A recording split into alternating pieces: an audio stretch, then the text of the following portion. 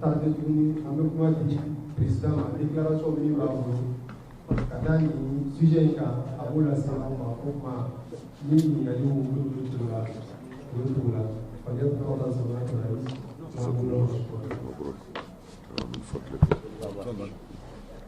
أعوذ بالله السميع العليم من الشيطان الرجيم. بسم الله الرحمن الرحيم. والصلاة والسلام على أشرف المرسلين سيدنا محمد وعلى آله وأصحابه وسلم تسليما كثير إلى يوم الدين. وبعد السلام عليكم ورحمة الله تعالى وبركاته. an bɛ fɔlɔ min na o ye ka ala fo ka ala barikada ka ala wale ɲuman dɔn n'an bɔra ye ka sɔli an ka kiraba in kan n'o ye muhamadu ye sallallahu ta'ala alaihi wasallam ka sɔli a so dingɛ sanimanw kan ka sɔli a ka sahaba ɲumanw kan n'an bɔra ye an b'an ka foli ɲɛsin nabaga bɛɛ lajɛlen ma mɔgɔ mɔgɔ se i yɛrɛ se yan au conseil islamique mɔgɔw an ka foli b'u ye a baarakɛla bɛɛ lajɛlen min ye kɛnɛ sɔrɔ ani min ma kɛnɛ sɔrɔ o kɔfɛ an b'an ka foli ɲɛsin journalistw ma journalistw wele bilaliw ma u bɛɛ y'an ka wele jaabi k'an bonya an b'u fo la k'u wale ɲuman dɔn ka f'u ni ce wele sɔgɔmada in na juguman tɛ komi a bɛɛ b'a kalama an ka jamana a bɛ lahalaya minnu kan a n'a bɛ taabolo minnu kan ni o ye dekun minnu ye an balimaw sɔrɔ k'a daminɛ fagaliba minnu kɛra an balimaw la n'o ye filalamɔgɔw ye ani fagali min kɛra an balimaw la n'o ye dɔngɔnɔw ye ani fagali caman wɛrɛ minnu tɛmɛna olu ni ɲɔgɔn cɛ ani ka kɔn olu ɲɛ ani ka taa se ji ye doni min kɛ n'o ye samiyɛ daminɛ ye cɛnni min kɛ Bamako niw la ani sigiyɔrɔw la ani sow la o conseil islamique y'a lajɛ silamɛya tɔgɔ la ani silamɛya ka ɲɔgɔn kanu na ani silamɛya ka badenya la o conseil islamique tɛ se ka sigi fanga o fanga dan dɔ b'a la mais an ka fanga mana da yɔrɔ min na an k'an jija an ka wuli k'an jɔ an bɛ se ka min kɛ an k'a kɛ an ka kuma fɔlɔ kɛra an ye yamaru di sɛbɛnniw kɛra ka kalan tele la tɔɔrɔ minnu ye mɔgɔw sɔrɔ ka mini fɔlɔ ani kɔsa in nata an bɛɛ y'an ka nisɔngoya yira la a fɛnw kalanna tele la bi an sigira kɛnɛ kan ka se ka jamanadenw kunnafoni o conseil jɔyɔrɔ la nin ko in na jɔyɔrɔ fɔlɔ min bɛ o conseil bolo n'a sɔrɔla ala bɛ baara kɛ jɔn sago la o de ye tɔɔrɔ kana mali den si sɔrɔ mais min ka di ala ye a b'o de kɛ ni tɔɔrɔ ye mɔgɔ sɔrɔ o conseil islamique wajibiyalen don silamɛya tɔgɔ la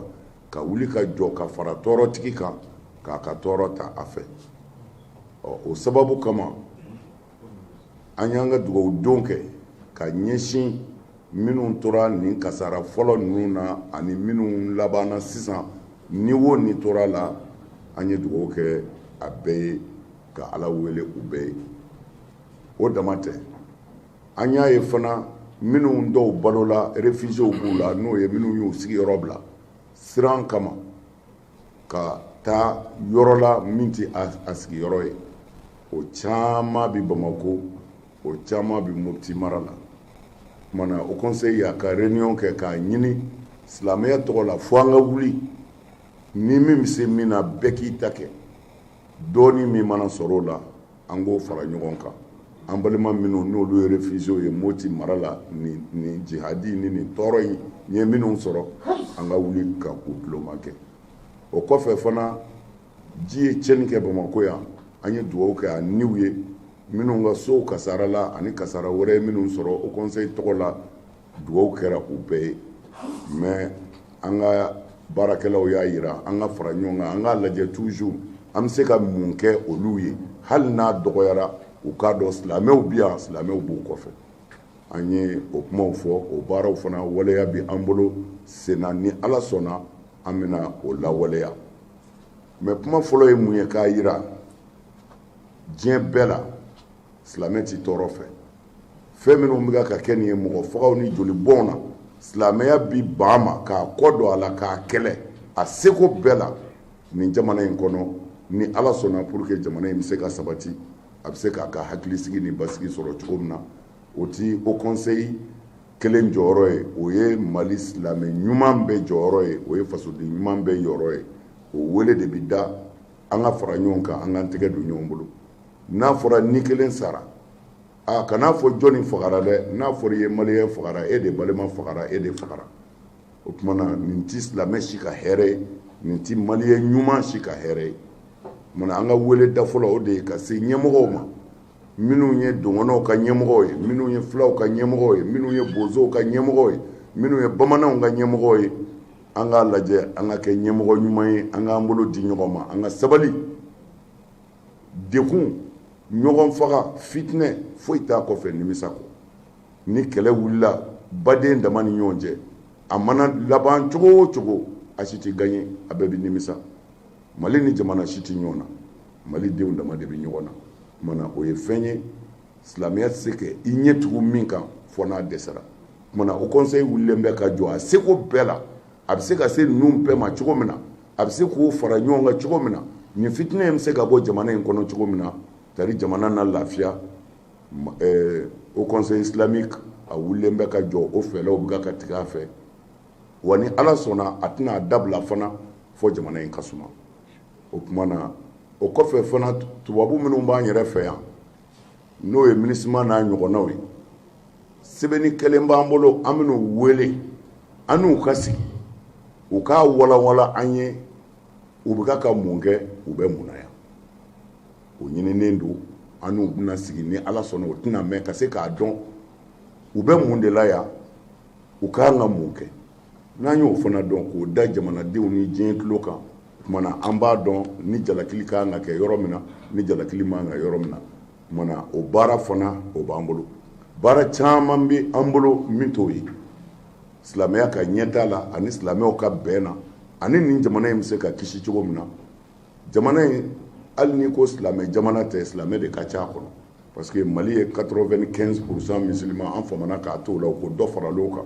o kumana 100 o 100 ni 95 ye silamɛ ye yɔrɔ o yɔrɔ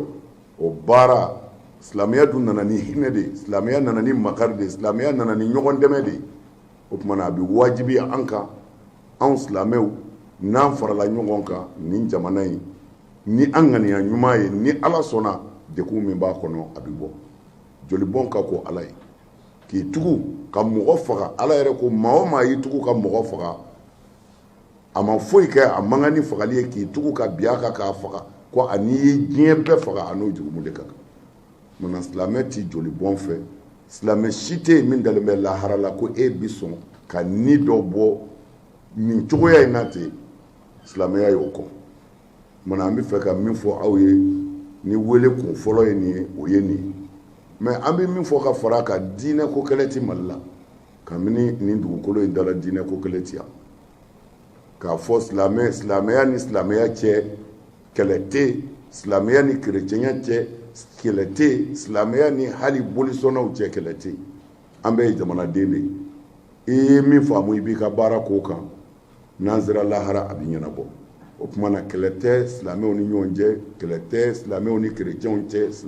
kɛlɛ tɛ silamɛw ni bolisɔnnaw cɛ o y'an ka jamana taabolo ye wa an tɛna jɛ n'a ye diɲɛ kɔnɔ k'an balolen to ka se to an ye mɔgɔ si k'i profite k'a fɔ i bɛ diinɛ kɛ i ka fɛn dɔ ɲini sababu ye ko i bɛna n'o tɔgɔ ye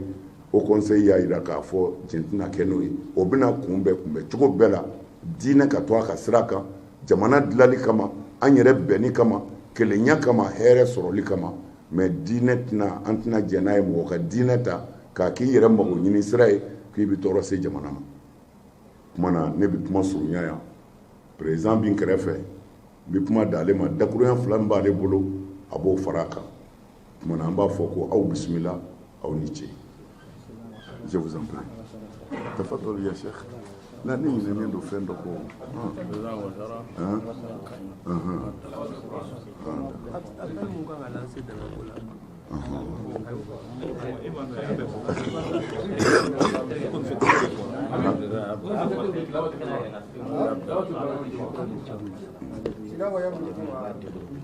président tafadol yɛrɛ ka an bɛ salamu alaikum wa rahmatullahi ta'ala wa barakatuh bela jelen paralen ko an ka président ka foli kan an bɛ bɛɛ lajɛlen fo jamanadenw an b'u bɛɛ lajɛlen fo ka hamina kow la ko min ye Mali sɔrɔ o conseil islamique y'a jira k'a fɔ nin ye Mali bɛɛ lajɛlen ka hamina ko ye kɛrɛnkɛrɛn la silamɛw min b'a wajibi an ka wuli ka jɔ cogo bɛɛ lajɛlen na jɔ fɔlɔfɔlɔ ye jumɛn ye fɛn min bɛ kɛ sababu ye ka nin ko in bali ka bɛn sigi an balimaw ni ɲɔgɔn cɛ fitina fɛn o fɛn bɛ Mali la a cɛmancɛ yɔrɔ ka taa se a kɔrɔn fɛ ka taa se a tileben fɛ ka cɛsiri kɛ cogo o cogo n'a y'a sɔrɔ n'o bɛ kɛ sababu ye ka nin fitina in k'a dufa o ye conseil ka hamina fɔlɔ ye nka telimana an y'a jira k'a fɔ maa minnu n'a y'a sɔrɔ ni fitina in kɛra sababu ye ka fali digi u ka dugu kɔnɔ ka balimaw faga ka faw faga ka baw faga ka furukɛw faga ka furumusow faga ka denw faga mɔgɔw kɛra sababu ye k'u ka sigiyɔrɔ bila u taara yɔrɔ minnu na se t'u ye dabali t'u bolo o conseil y'a jira baara fɔlɔ n'o ye baara telima ye a bɛ wele kɛ ka taa Mali silamɛ bɛɛ lajɛlen ma ka wele kɛ ka taa maliyɛn bɛɛ lajɛlen ma an k'an bolo fara ɲɔgɔn kan teliya la bɛɛ ka se k'o bɛ dama jira weleliw bɛna bila an ka tɔnba fɛ n'o ye limama ye n'o ye alimamiw ka sira ye k'a kɛ misiri o misiri n'o bɛ Mali la weleli ka k'a bɛɛ lajɛlen na ka fara ɲɔgɔnkɛya k'a bɛɛ lajɛlen na waati kunkurunin kɔnɔ parce que mɔgɔw de bɛ olu ka sigiyɔrɔ bila u bɛ yɔrɔw de la bi dumuni t'u bolo minfɛn t'u bolo fɛn yɛrɛ t'u bolo min b'u bali hali sanji la a yɔrɔ caman bɛ yen mais nouvelle minnu sera ma sanji nana kunun o wala kɛlɛ kunna sini o ka yɔrɔ bɛɛ lajɛlen tiɲɛ hali sigiyɔrɔ tɛ mɔgɔw bolo o dɛmɛ bɛ se ka kɛ cogo min na o conseil ye fɛɛrɛ tigɛ o y'a teliman baara ye paysan taar'o la n'o ye an ka deuxième vice président ye ne ye Cɔrɔnɔ Hadi Cam ye Cɔrɔnɔ Hadi Cam an bɛ micro d'ale ma paysan ka diɲɛ kɔnɔ ale bɛ se ka fɛn développer cogo min na baara in bɛna kɛ cogo min na sigida minnu bɛna k'a la maa minnu ye sera k'u ka maanabɔ ni ka fɛn di an bɛ don min na bi fɛn minnu dira a bɛ se k'o bɛɛ lajɛlen fɔ an b'a daminɛ ni an ka paysan yɛrɛ n'o ye Sherif Usman Madani Haidara ye ale ko a ye miliyɔn di baara in daminɛ na pour que baara in bɛ se ka démarrer o la cogo min na maliyɛn tɔw bɛɛ lajɛlen k'ale sɔrɔ ɲɛfɛ maliyɛnw ye danga min d'ale kan k'a kɛ silamɛw ka o conseil ɲɛmɔgɔ ye ale bɛ a ka ŋaniya jira fɔlɔ maa si kana ale da ani an balima kɛ Sheikh Sangare Harun Sangare ale fana ye ŋaniya jira kɛ 1,250,000 mais paysan min b'an bolo baara in na yan nɔ n'o ye Cɔrɔnɔ Cam ye an bɛ micro d'ale ma baara in basigira cogo min na a dilannen bɛ bolo minnu kan wari bɛ se ka se o conseil la cogo minnu na a n'ale yɛrɛ hakili la kɔnba fɔlɔw kan ka wuli don minnu na ka taa doni kan ale bɛ se k'o développement kɛ bɛɛ lajɛlen presse ka se k'a lase maliyɛn bɛɛ lajɛlen ma o hami de b'an na bi ka fɔra an ka min tɔgɔ dɔn an b'an ka paysan fo an bɛ conseil baarakɛlaw bɛɛ lajɛlen fo an ka vice président n'an ka secrétaire général ani conseil membre bɛɛ lajɛlen an bɛ bɛɛ fo Bamakɔ yan nɔ ka taa se Mali région bɛɛ lajɛlen na ka taa se Mali cercle bɛɛ lajɛlen na o conseil membre bɛɛ lajɛlen k'a dɔn k'a fɔ nin y'i ka doni ye nin y'i ka haminako ye nin y'i ka wuliko ye an b'a fɛ silamɛw bɛɛ lajɛlen ka fara an kan waatinin kunkurunin kɔnɔ an ka se k'an ka Mali ka kɛlɛya jira an k'an ka silamɛya hinɛ a n'a ka makari a n'a ka ɲɔgɔn dɛmɛ a n'a ka ɲɔgɔn hinɛ o min ni Alakira Muhamadu sallallahu alaihi wasallam n'a y'o kɛ silamɛya ka base ye an b'a fɛ silamɛw ka preuve jira nin waatinin kunkurunin kɔnɔ an bɛ micro di an ka vice président ma n'o ye Cɔrɔnɔ Cam a bɛ se ka fɛn di o de la.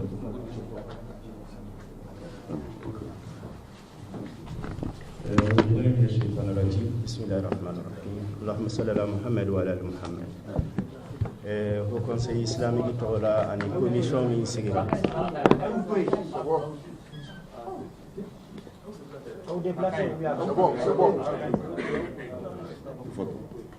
an ka foli b'aw bɛɛ lajɛlen bisimilaliw kɔfɛ an bɛna don warawarali dɔɔnin na kungo ko conseiller réunion ke aka siège la yano ou benaka ka commission kelensi commission yi ma tando ne ya a président bara min dira am amina deme min ni islamé kilingelen be fe amina deme min ni islamé ton bilibili ba ananjini ni kilingelen be fe amina deme min ni islamé kilingelen be fe opérateur économique ou commerçant usine tigu fini yugo fere law halina fere law ma wo maniya do bi se ka fendi alama ala yere jati koso wal sam balma munun degune do nu wuri la ka bu place la no e déplacer wiye angu dlo magen jona okmana o de deme o bi nyina awfe islamia togola hadamadiya togola maya togola okman wal saka deme insama togo ya flado togo ya folo imama no yanga almami toy anga ladala amba fo misiri kono nawla u ka tise misiri kono na bela jelema misiri kono na sali wati bela jelela u ka fo u ka deme nyini o kesu bi dayele imama togola imama bo bla refi na farla nyonga abina na e ko conseil islamique la commission musique do ko conseil islamique kono ya deme bi se kana se ko conseil islamique yere kono ya ni bi fe ka amwele ko conseil islamique ka compte téléphone numéro o ye 20 29 60 78 20 29 60 78 commission ma do bi sigiya ka welelu kono mo mono bi ka fewn doni kana di ala jatima ubu no o mo do soroya ubu bismillah ka mine ka enregistrer ka bla akmana akanga sase yorola okmana anyini ne do tomba befe amipi groupement confénat ligue des prêcheurs à islam ansardine anyogona be anyemi vama mivo ay ijma inafem anyemi vama mivo ansaka beta itoma beki ni yoroke ni koina hani akara dorometa ikadi ala jatima fini bala nafolo bala warmu bala suma bala malo nyo kadaka samia sele fleni déplacer nunu tara mana usigile do mana munu jugorola la be finya wuli la beta dumini tubolo hali nyege otudo okmana nambali mo torola on di banya islamo akaka on de ka misalia l'islam toma akafo anga wuli anga nyon lo mange o islam ya doy okmana ni weli mama bon mala ma hakili nyuma be seba be ma bela jele islam be okmana ansigi be kaka jabu kono wa amba do fana aban lo mange abislam o lo mange abislam ya to godla walhamdulillah rabbil alamin.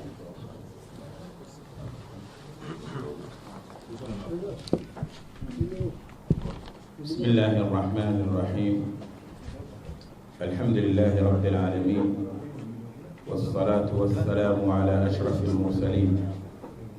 سيدنا ونبينا محمد وعلى آله وصحبه أجمعين أما الله تعالى تنو أما الله تعالى بركة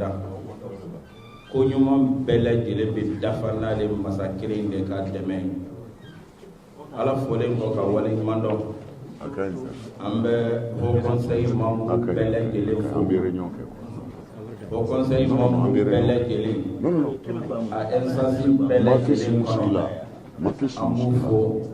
ambe ko wala mando kata president no yam kroken nanga nyemo way fo kata se amma labam amba belle télé do kiramanto yana ka ufo hakilla min tara am fe au conseil kononi nimba yira ka fo ala kira ye min fo mumini bela jilenye balma kilenye islama bela jilenye balma kilenye angan ka nyogom mene iko ko dodi fembe nyogom mene chogo mena ke nyogom sonson ninde ye tamache ye min be o yira bunana madi naya ka kewale ke akaka akafo ambe ho conseil fo ni bara bayna kata president bala no anga nyamo ana kroke o yanga kuma point foroy kuma point flana e femi anga nyama ba ya solisiki kodoka hadi bamba an solisiki ko kan ko gele maa si kana sigi n'a ye cɛ la Mali kɔnɔ, maa si kana sigi n'a ye muso la Mali kɔnɔ, maa si kana sigi n'a ye denmisɛn maakɔrɔ la Mali kɔnɔ k'a fɔ ko siya ko kɛlɛ de bɛ anw fɛ, hali n'a y'a sɔrɔ ko in yugubabaw u bɛ kana n'a ye volet damadɔ kan, u y'a essayer k'a kɛ filako ni dɔgɔnɔko ye, n'o kɛra o ye rasisi kɛlɛ tasuma mɛnɛntɔ ye. U nana ye jamanadenw Ala ye hakili ɲuman d'u ma u y'o faamu, o jeu in tɛna se ka taa ɲɛfɛ a b'i n'a fɔ u b'a fɛ k'a kɛ diinɛko ye sisan, k'a fɔ a chrétien mɔgɔ joli fagara nin yɔrɔ in na, ko in tɛ chrétien ko ye, ko in tɛ silamɛ ko ye, ko in tɛ cɛ ko ye, ko in tɛ muso ko ye, ko in ye maliyɛn ko de ye. Maliyɛn joli a man ka bɔ jamana in fan si la, donc a ka dɔn k'a fɔ a bɔnkun tɛ ko rasisi don, joli ninnu bɔnkun tɛ ko diinɛ ko don. Faaliba minnu kɛra Mali kɔrɔnfɛlaw la, faaliba minnu kɛra Mali cɛmancɛw la, ni kuma faamuna a cogo la, o camanba o tun ye silamɛw de ye. Ɔ sisan u b'a fɛ k'a yɛlɛma, min fagara sisan k'o ye chrétienw ye, k'a yira mɔgɔw la ko chrétien ko ni silamɛ ko don, ko in bɛ taa laban fɛn min na o la, opinion mondiale yɛrɛ fɛ, ko jamana kɔnɔ yanni nɔ ko chrétienw ciblelen don, o kuma in tɛ sababa ye, o kuma in tɛ tiɲɛ ye. An bɛɛ lajɛlen k'an jija k'o kuma in dɔmi an sen jukɔrɔ ka sen da o kan. Rasisi ko kɛlɛ tɛ yan, diinɛ ko kɛlɛ tɛ yan, binganikɛla dɔw de binnen don an ka jamana kan ka essayer k'an niw bɔ, k'an ka nafolo daraki, k'an bɔ an dabolow la, wa jamanaden cɛ n'a muso kelen kelen bɛɛ lajɛlen ka kan ka ye o ko in contre la. Diinɛ ko tɛ bi o ka faamu, diinɛ ko tɛ sini o ka faamu. Ka d'a kan arajo minnu bɛ yen n'u bɛ kuma diɲɛmaaw tɔgɔ la, olu dɔw commencé bɛ ka sɔnni sigi chrétienya yɔrɔ kan, o yɔrɔ in tɛ sababa ye dɛ. Maliyɛnw de don, ka taa kabini ko in daminɛna fɔ bi 2012 la, maa dama min tora la, a silamɛ a n'a chrétien, a cɛ a n'a muso a n'a denmisɛn a n'a maakɔrɔ, maa si t'a dan dɔn Alahu Taala kelen pewu kɔ. Jugu de binna an kan, a ka kan ka ye o ye cogo de la. O tuma an juguw mana bolo da cogo o cogo, an k'a daminɛ ka rasisiya kɛlɛ k'o yuguba, n'u ma sɔrɔ an ka diinɛ kɛlɛ daminɛ o y'a volet laban ye. Ka da ka diinɛ ko kɛlɛ mana wuli yɔrɔ o yɔrɔ, Ala k'an kisi o ye jamana ci ye. O t'an fɛ yan bi, komi an ka président y'a fɔ cogo min na, o t'an fɛ yan sini, o de ka kan ka faamuya. An tɔɲɔlen de don, wa ni tɔɲɔ in fana kɔnɔ, a bɛ wajibiya an ka ɲɛmaw ma, minnu sigira n'an b'an ka impôt sara u ye, n'u ka mara bɛ an kan, a bɛ wajibiya ni nin gɛlɛya façon nana jamana kɔnɔ, u ka bɔ ka ɲɛfɔli kɛ. Ni problème mun de don, ni problème a sababu ye mun de ye, parce que san 1000 kadɔ ni filaw bɛ ɲɔgɔn furu la, i tɛ kadɔ si sɔrɔ ni filamuso t'a kɔnɔ, i tɛ filaso si sɔrɔ ni kadɔmuso. Donc o la o ye fɛn ye fɛn min b'a la n'a tɛ, fɛn min fana ye chrétienya ni silamɛya ni diinɛ wɛrɛ ye. Président y'a fɔ bolisɔnnaw bɛ yan, chrétienw bɛ yan, silamɛw bɛ yan, kabini Mali bisimila nin dɔ bɛ muru ta kɛ ɲɔgɔn sɛgɛrɛ, mun ye nin ko in poyi bi. Donc an b'a ɲini ka faamaw interpeller, k'a ɲini u fɛ ko in lakika ye fɛn jumɛn ye. Ka d'a kan bamananw ko ten, n'i ye sɛnugu jɔlen ye i b'a sɔrɔ bere de bɛ a kɔnɔ. Nin ko in tɛ gansan, a kɛ ɲɛɲini, nin ko in yelen ka d'a kan, a sababuyaw ka dɔn, o ka rasisi ko tɛ, diinɛ ko tɛ, maa wɛrɛw de binnen bɛ an kan. O tumana fɛ n'u ni maa minnu bɛ jɛla a ko la, yelen ka da ko in kan kɛ ko in jɛya jamanadenw ye. Mali sɛgɛnna, Mali ɲanina, anw tun bɛ fɛn minnu mɛn kibaruyaw kɔnɔ, n'an tun m'a ye, an y'o de ye Mali kɔnɔ. Dugu kuturu k'a bɛɛ lajɛlen faga hali a sɛ, k'a jiginɛw bɛɛ lajɛlen jeni, k'a suw fana jeni, ka muso kɔnɔmaw kɔnɔ fara, k'a denɲɛrɛninw jeni. Nin ye fɛn ye anw ka jamana tɛ fɛn min dɔn. A bɛ wajibiya an ka ɲɛmɔgɔw u ka sɔnni sigi ko in kan. A fɛn fɛn mana wuli ko enquête bɛ kɛ, mais an t'a ye ko enquête nin k'a bɛ taa wolo fɛn na. U k'u jija u ka jamanadenw dusu suma ni réalité fɔli ye. Nin de bɛ yen,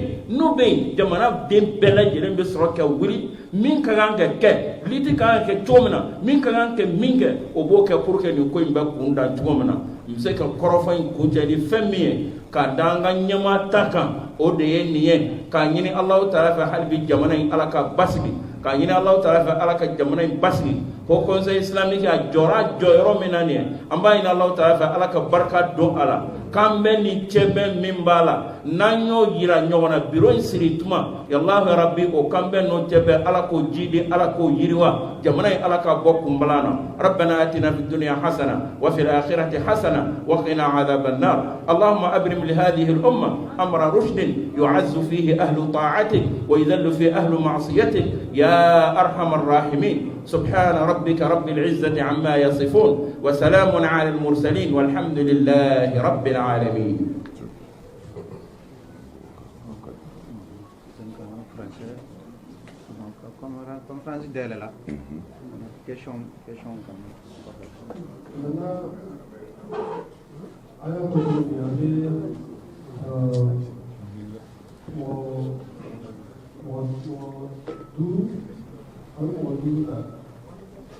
Amadou Sala Touré.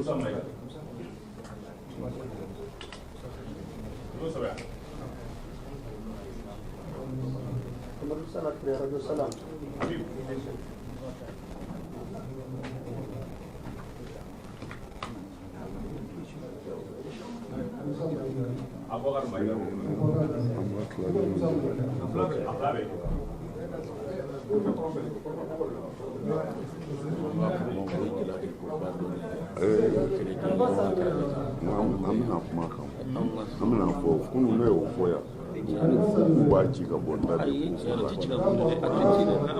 Voilà, question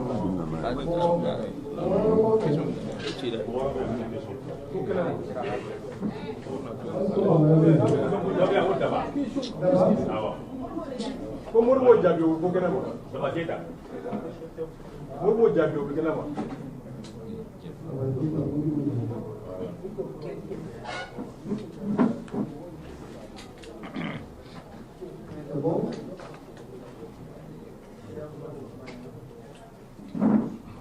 D'accord, déjà, on a parlé ça. Comme ça, il y a tout. Moussa Koué. Salam alaikum. Ne tɔgɔ ye Musa Fati ye, ne ye journaliste ye groupe de l'énergie, n bɛ radio tɔgɔ la yan. Ayiwa, n y'aw ka kɔrɔfɔw lajɛ, kɔrɔfɔw kɔfɛ ɲininkali dɔ bɛ ne bolo. Ne ma se ka min faamu o conseil islamique ka b'o la. Jamana in kɔnɔ an y'aw ka baara caman ye ka taa diinɛ ta fanfɛla la. Donc, oui, n y'a faamuya. Oui. Donc, sisan, oui, ne ka ɲininkali bɛ min kan. Mɔgɔw kuma ni damani kɛra diinɛ ta fanfɛla la o conseil islamique ka wuli ka kɛ fanga bɛ bonya o yɔrɔ la u bɛ wele bila jamana kɔnɔdenw ma an bɛ bɔ an b'o kow kɛ ma se ka min faamuya a y'a fɔ a ka kɔrɔfɔ senfɛ k'a fɔ ko fani fɔlɔ kɛra filanan kɛra sabanan kɛra mun de b'a kɛ halisa a ka kɔrɔfɔ senfɛ u b'a jira k'a fɔ a tigiw donnen don halisa an ma se ka wele bila jamana kɔnɔdenw ma olu ka bɔ parce que an b'a kalama k'a fɔ an ka faamaw bɛ se ka taa ni ka ɲininkali bɔra ka kuma na. Alors, précision qui a pas été une c'est-à-dire ni question de mon pour les questions. Oui, mais même à cap moins femme. Si j'ai donné dans la vie de la je pense que c'est clair. La question de mon voilà la question pour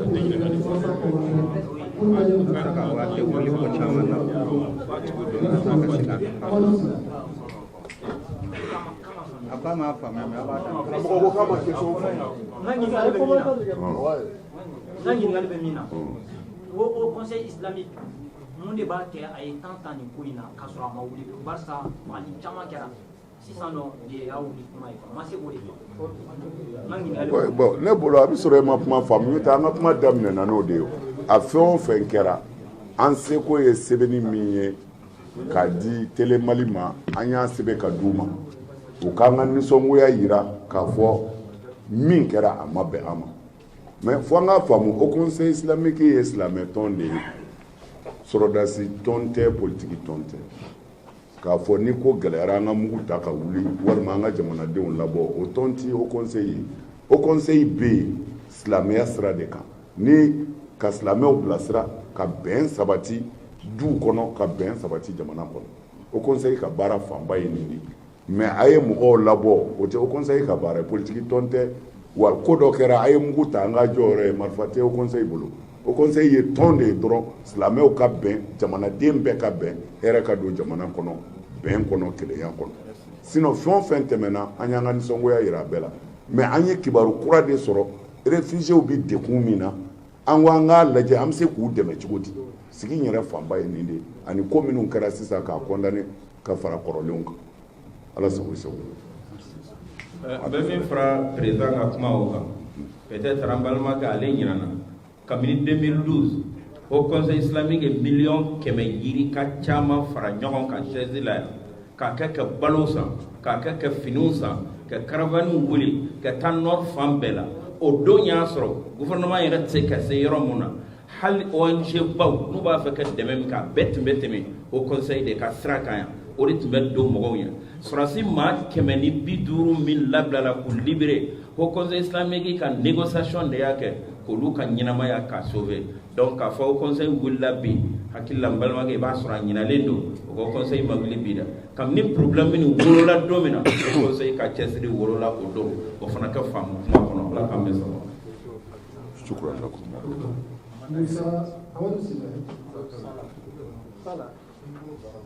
Merci beaucoup. Amadou Sala Touré, ne bɛ baara kɛ radio bɛ wala radio Salam ye.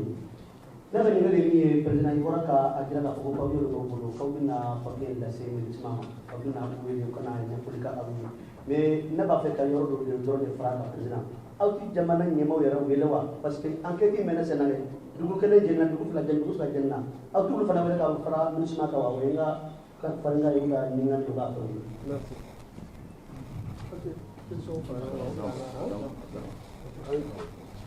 Bon, o ye min fɔ bɛɛ ni hakilila de don mais an bɛ dugawu de kɛ ani minnu nana k'u bɛna an dɛmɛ k'u hakilila ɲini ni y'a sɔrɔla se bɛ faamaw ye maa tɛna an dɛmɛ o u dɛsɛlen de minnu nana olu de kan ka ɲininka mun bɛ yen n'o tɛ ni se b'u ye ninnu kun tɛna u dɛsɛra de ninnu nana k'u bɛna an dɛmɛ minnu ko a dɛsɛra an bɛna an dɛmɛ ni ko ma dabila minnu nana an dɛmɛ olu de bɛ ɲininka n'o tɛ ni se tun bɛ faama ninnu ye ninnu tɛna MINUSMA ti don yan ni Mali yɛrɛ bɛ se ala sago sago.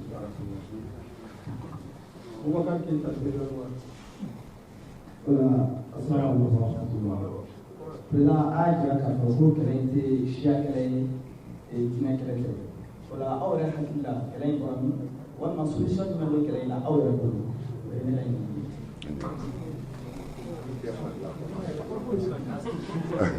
N b'i fo i ka ɲininkali la diinɛ kɛlɛ tɛ siya kɛlɛ tɛ o kɔni o jɛlen don mais an bɛna solution jumɛn ɲini a na ani an yɛrɛ hakilila min don an kɔni hakilila fɛn dɔ de cunna an kan an ma bɔ min kalama bon fɛn mana cun silamɛ ka cogo o cogo ou bien kodɔnna kan i bɛ wuli ka jɔ de mun don i bɛ mun kɛ an y'o baara caman kɛ ka kɔn o conseil ka sigi ɲɛ an delila ka fulaw wele u ka ɲɛmɔgɔw ka tila ka dɔngɔnɔw wele u ka ɲɛmɔgɔw ka bozow wele ani bamananw u nana dɔgɔkun tile 4 kɛ Bamakɔ yan an ye u bɛ se ka bɛn cogo min na nin ko in bɛ se ka dabila cogo min na mais u yɛrɛ y'a yira siya kɛlɛ tɛ parce que nin yɛrɛ cunna u kan de olu minnu fana nana fulaw de don mais u bɛ ka dɔ kan fɔ ka dɔw de don u bɛ fila kan fɔ u k'olu bɛɛ ye kelen ye u ka sigiyɔrɔw de la san 1000 kow de don mais mun nana kɛ sisan o tuma na fɛn dɔ de donna ko in na k'a tɔgɔ da nin na ka sɔrɔ o tɛ sisan anw ni aw anw bɛɛ de bɛ fara ɲɔgɔn kan anw ni aw ye jɛni ye maliden minnu b'u faso fɛ k'a lajɛ nin ye mun ye an bɛɛ de bɛ jɛ k'o analyser ɲɔgɔn fɛ an bɛ mun kɛ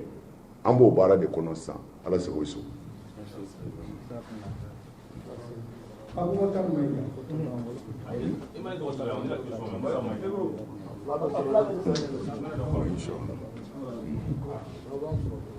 Assalamu alaikum. Je vais convoquer mes parents à la voix d'Albert.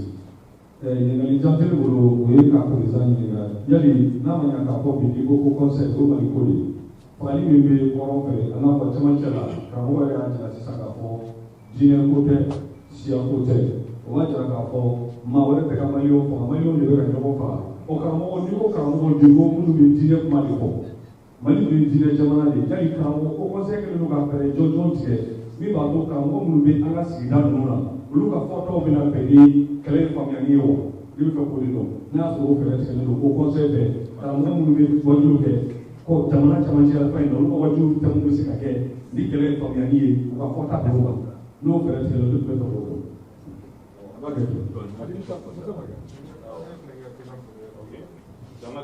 Moussa Maïga, oui, la question posée. Moussa Maïga, donc c'est sisan an y'a kɔlɔsi komi Sali Tarawele y'a fɔ k'a fɔ ko bɛna kɛ siya kɛlɛ ye Taro ni fila ko o ma se sɔrɔ mɛ k'u bɛ fɛ a kɛ kerecɛnw ni silamɛw o kɔsɔn na jamanakuntigi a taara yɔrɔ in na Subani ani kerecɛnw taara ɲɔgɔn fɛ o conseil maa si an b'o ɲini ka nɔfɛ an bɛ fɛ k'o dɔn laɲini min bɔra o don o conseil mɔgɔ foyi ma y'a nɔfɛ taama la ani kerecɛnw taara ɲɔgɔn fɛ an bɛ fɛ k'o dɔn.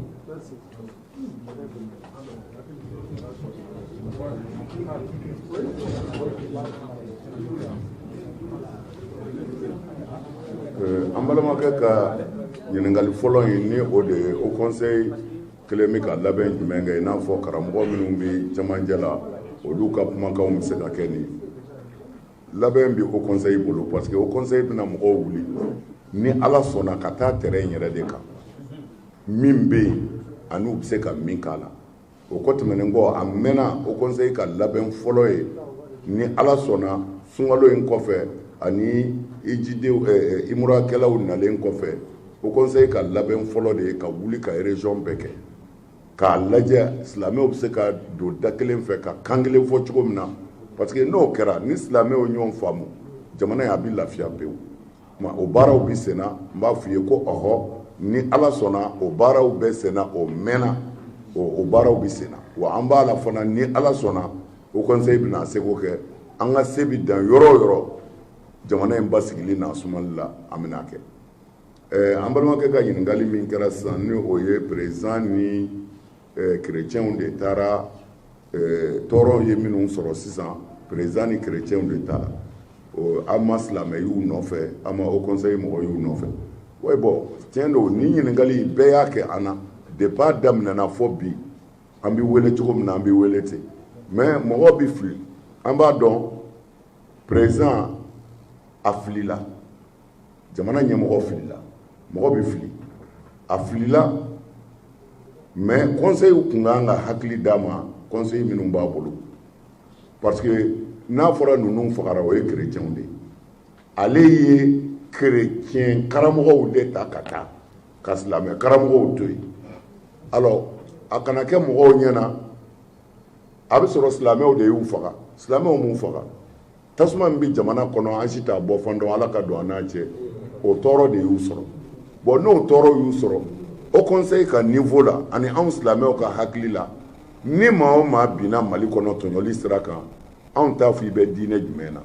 anw bɛ ɲininkali de kɛ n'i ye maliyɛn ye dɔrɔn an baden dɔ de binna an faso kelen ɲɔ dɔ de binna maliyɛn mana bin yɔrɔ o yɔrɔ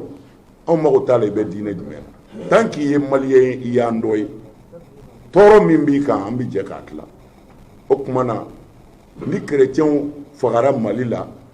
anw t'a fɔ kerecɛnw fagara an b'a fɔ maliyɛnw de fagara anw silamɛw bɛ y'a kɛnɛ kan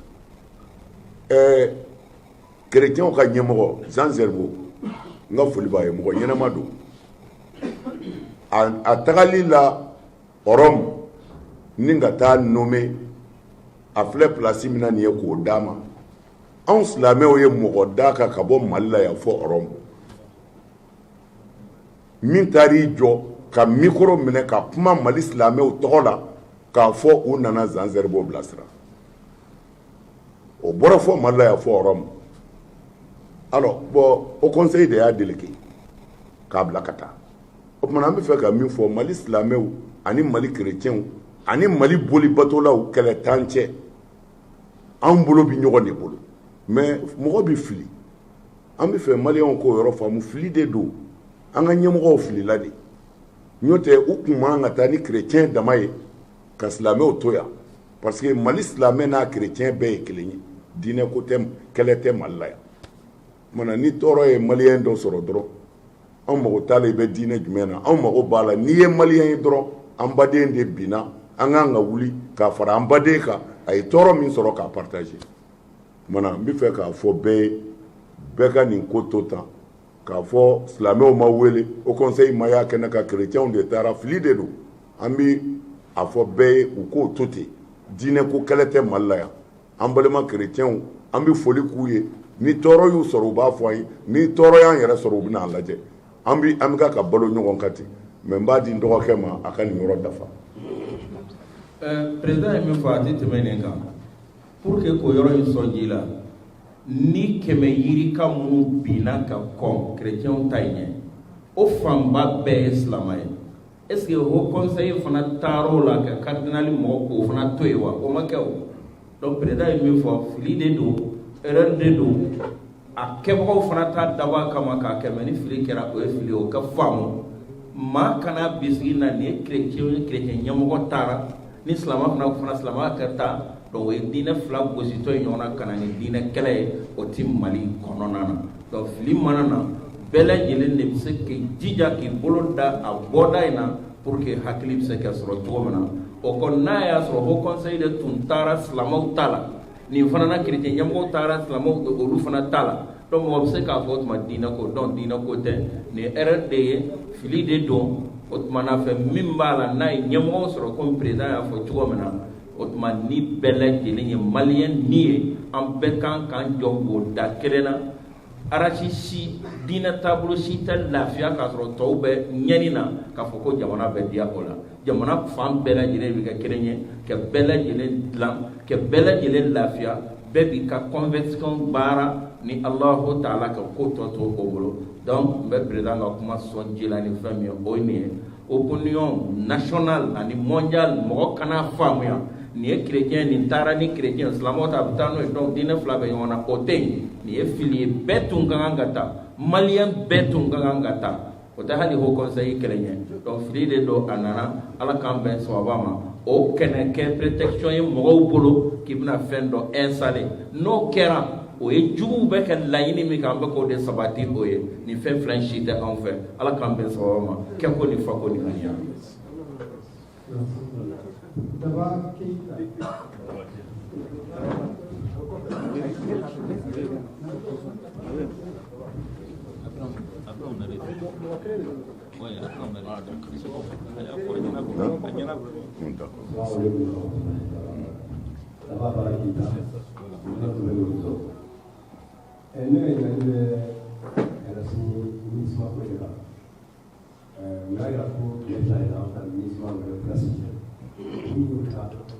Elma Putman of Algeria. Some woman was a woman in his mother. As a hour of women of Romana. Some woman was a woman of women of Romana. Reading and impression. Yeah, Florida, you do Pana, Cosaina. Use my I know. Go for you again, Timaja Romana. Committee. Would be Corofin. I can't be Bukana, Timaja. Wali bika ni wanda kuna itu banama yala apa sih tak pola dua ni awal tu kau kalau tak cuma jalan pasir kau bagi mereka ini awal nak soal dengan sama yang mulai awal ada ni siapa kau yang kumata kau yang so parorga berarti ni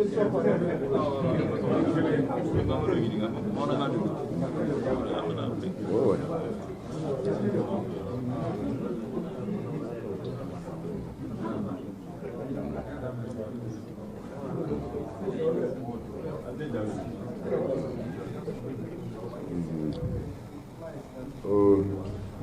an b'a fɔ an karamɔgɔ ye a ye tiɲɛ de fɔ u bi ya san 7 ko tari a kuma na anw m'u nakun dɔn hali bi yan bon n ye tiɲɛ de fɔ mais anw ma na n'u ye o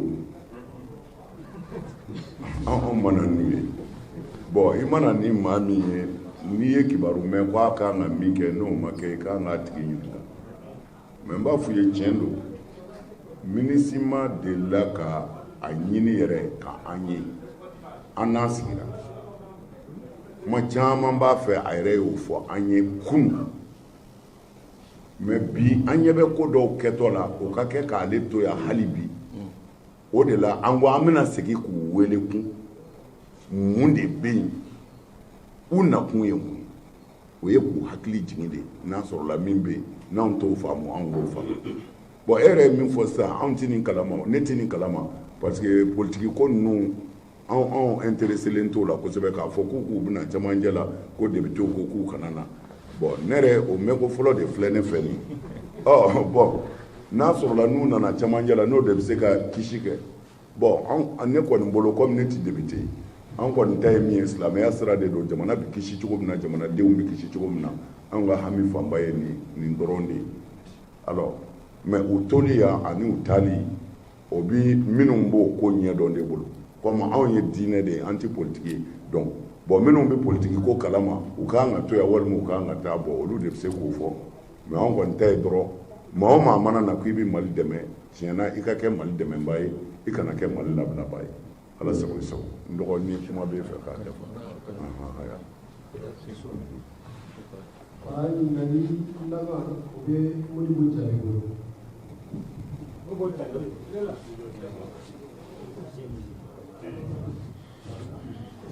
Bismillahirrahmanirrahim. Ayiwa président n b'i fɔ donc ɲininkali fɔlɔ ye min ye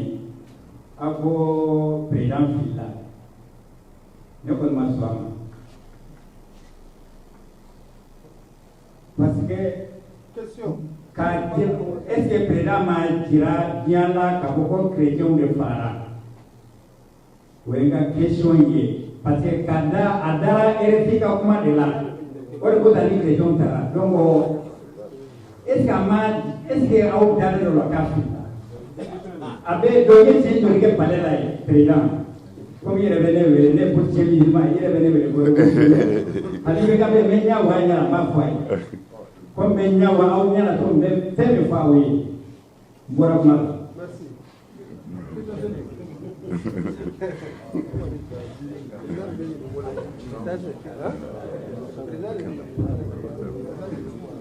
Ala k'an bɛn sɔn a ma an b'an balimakɛ fɔ nin ɲininkali na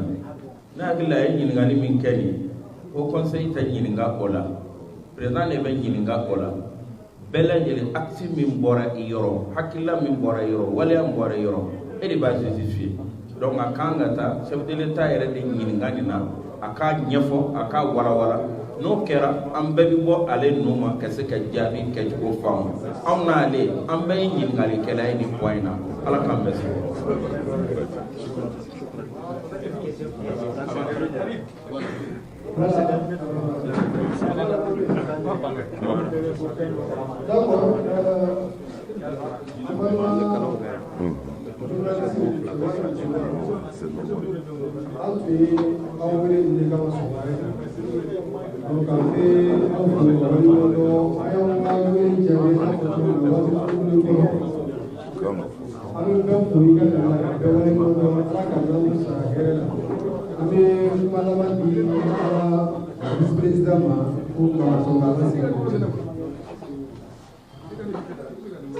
Assalamualaikum. Ambe ambalmo bela jelen fo. Ni temelen ko fe message bele ko bambulu tuni. Ko me ambe samia donnala. Ka koro o conseil samosa. Ambe ala delinge wasa ala bisa samia ke here ambulu. Ka san man chaman dama ka ke san here lamai. O duawu o conseil ka kunu réunion na ambe na kan ka ko na ala taala sona juma nata ni ala taala sona o conseil ba fe ka duawu sigi ka mali yoro bela jelena o conseil be ka baraka wala misri bala abele babi kola na ala taala sona juma don la sara seli wajula Mali région bela jelen fanana a capital régional bela jelena o do kelen be ka o bela jelena Bamaka commune fanana a misri bawla commission be no détail di ambe weleli ka maliam bela jelema o kaseka anga weleli jabi kana o do sigula wati minun temena anye kunutu weleli ke katanga misu bela jelena kala tala wele wasanga sanji soro nyuma ani ma fa mingera Mali centre la Allahu Taala bɛ se ka jisuma k'o la ni ka dugawu kɛ an ka banbaatɔw ye donc weleli a bɛ taa Mali silamɛ bɛɛ lajɛlen na minnu bɛ Bamakɔ ani minnu bɛ région na u ka se k'an ka weleli jaabi an ka samiya donda dugawu la donc an ka weleli y'o ye nin bɛɛ lajɛlen kɔfɛ an b'a jate k'a fɔ conférence banna komi an balima presse dɔw bɛ yan n'o ye radio ni télévision ni presse écrite mɔgɔw ye o bɛnkɔ dɔw bɛ yan dɔw ka yɔrɔ ka dɔgɔ bamanankan na olu ka sɔrɔli ye fɛn min n'o ye français ye an bɛ kuma di an ka secrétaire général ma ni docteur Mamadou Diamantene a ka se ka dakuru damadɔw fɔ an ka président ka kuma résumé na français la an ka presse bɛɛ lajɛlen président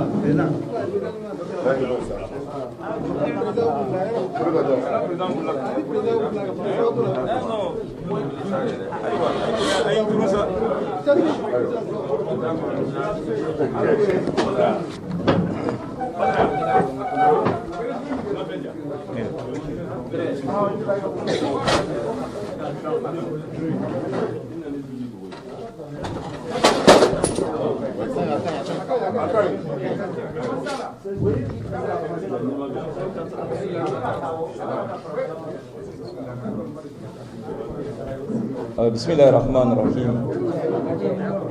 الحمد لله رب العالمين والصلاة والسلام على رسول الله. Chers spécialistes de la presse, nationale comme internationale, au nom du Haut Conseil islamique du Mali, le président de l'institution accompagné de ses vice-présidents et moi-même le secrétaire général, nous vous avons souhaité la bienvenue à cette conférence. Nous vous remercions très sincèrement pour votre présence massive et nous avons été enrichis aussi par vos questions respectives. Le président du Haut Conseil islamique et les vice-présidents qui l'ont accompagné dans les propos ont tenu à préciser que la situation dans laquelle les Maliens vivent depuis un certain nombre de temps est une situation déplorable. Le Haut Conseil islamique du Mali récemment a fait une déclaration à la télé qui a été lue suite aux événements, les derniers événements malheureux que nous avons connus. Le Haut Conseil islamique du Mali tient à préciser qu'au Mali, il n'existe pas de conflit interreligieux. Il y a au Mali une entente parfaite entre les musulmans et les autres confessions religieuses. Nous avons tous fait ensemble, chaque fois qu'il s'agit d'une question nationale. Les chrétiens peuvent le témoigner, les musulmans également peuvent le témoigner. Récemment, vous vous souvenez, vous avez vu côte à côte les chrétiens et les musulmans à l'occasion de la rupture du jeûne chez le chef de l'État à Koulouba. Ça, c'est la preuve que nous faisons tous ensemble. Nous avons ce qu'on a appelé une union sacrée des religieux. Chaque fois qu'il s'agit du Mali, on se retrouve, on se concerte. Les derniers événements que nous avons connus, que le Conseil a condamnés, et que le Conseil a condamné également tous les événements qui sont parus avant, montrent qu'il s'agit du Malien. Pour nous, c'est le Mali qui est attaqué, c'est le Mali qui subit. Ce n'est pas un musulman contre un chrétien, ni un chrétien contre un musulman, ni un Dogon contre un Peul, ni un Peul contre un Dogon. Il s'agit d'un malheur que notre pays connaît et il revient au pouvoir public de chercher à nous édifier sur cette situation. Il revient au pouvoir public de dire quels sont les auteurs de ces actes atroces que nous connaissons. Notre défense, la défense de notre corps, de notre vie, la défense de notre bien, la protection du Malien tout court est une chose qui dépend des pouvoirs publics. Il revient à l'État d'assurer notre sécurité, la sécurité de nos personnes et de nos biens. Que l'État nous explique de quoi il s'agit. Que les auteurs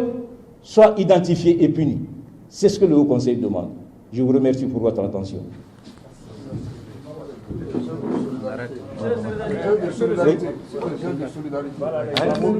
La mobilisation. Ah, français là.